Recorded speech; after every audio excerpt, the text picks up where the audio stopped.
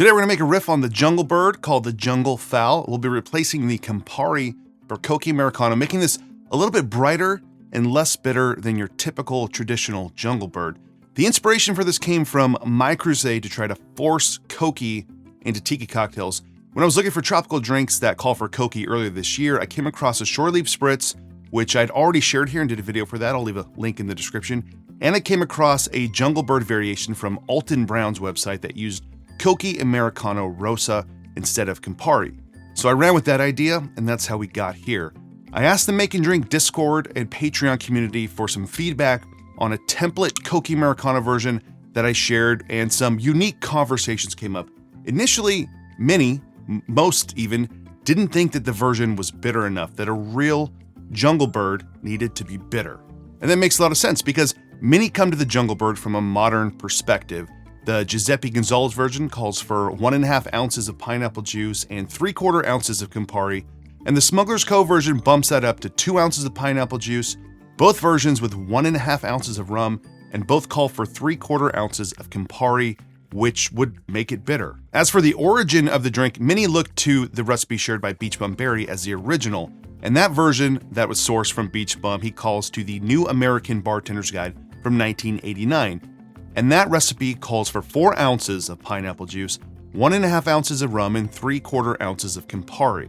Most people take that as the starting point, and then they lower the pineapple juice since 4 ounces is just way too much. But the original Jungle Bird had 3 ounces of pineapple juice, 1 ounce of rum, and just 1/2 ounce of Campari.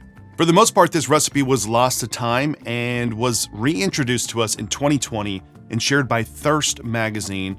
And they have the receipts for this because the recipe they're calling from took directly from the bartender's manual at the Kuala Lumpur Hilton. I did a whole video on the Jungle Bird about a year ago, and it's okay if you haven't seen it or if you don't remember. I had to rewatch that video myself to remember the history of the Jungle Bird. Now, I'm not partial to that original version. I don't care for it much, but because I didn't have much interest in the original, I never got into the Beach Bum version or the modern interpretations that we see out there now. I have no reverence for any of it.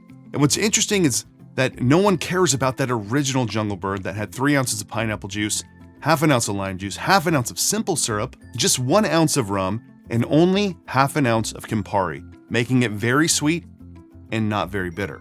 We care about things when we feel like it. That's me included. We're all just happy to change the Jungle Bird, but modify the Mai Tai and people will lose their shit. It shows kind of the arbitrary and hypocritical nature of, I guess, all human beings, but especially in the cocktail community, especially in Tiki. Protect one thing as it's sacrosanct, but discard the other because we're not interested in it, or when we did become interested in it, it was something different from that original or standard version. Now, Don Beach changed the zombie over and over, and Trader Vic even changed the Mai Tai. And I'm guilty of this gatekeeping and being a hypocrite as well. I think a true 1944 Mai Tai should never have rum agricole anywhere near it. I call that the accurate and correct way of thinking about the Mai Tai. But Trader Vic himself was putting in agricole in the Mai Tai in the late 1950s.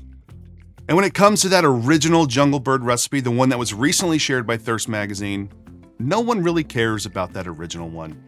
No one cares about protecting that original recipe, including me, who is totally going to change this today to make a version that's brighter and less bitter using Cocchi Americano. The name Junglefowl comes from the label of Cocchi Americano.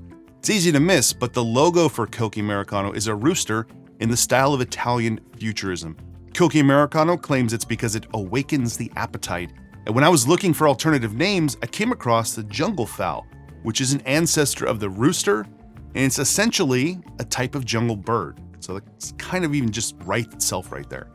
To make the Junglefowl, you'll need lime juice, pineapple juice, a pineapple gum syrup, Cocchi Americano, a pineapple rum, and a light rum. When many of us were kind of working on this, it started with pot still rum instead of light, but the overall idea of this came out to be the template of a jungle bird, pineapple juice, rum, and bitter, and to lighten that up, to make it a little bit more approachable. Now, I made the pineapple gum syrup recently, and I'll link to that video in this episode's description, but you could sub in a 1-to-1 simple syrup or any other kind of syrup you want if you want to use demerara, vanilla, whatever you want. So let's make this, and I'm going to build this in a drink mixer tin with 1/2 ounce of lime juice, 1 ounce of pineapple juice, half an ounce of pineapple gum syrup, 1 ounce of Cocchi Americano, 1 ounce of pineapple rum, and half an ounce of a lightly aged, somewhat funky rum.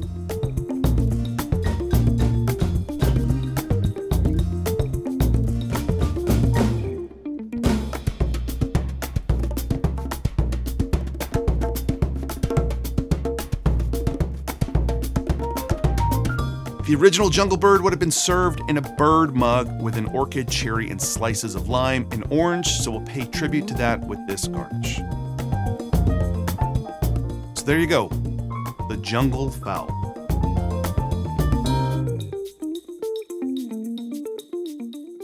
All right, so let's try the Junglefowl.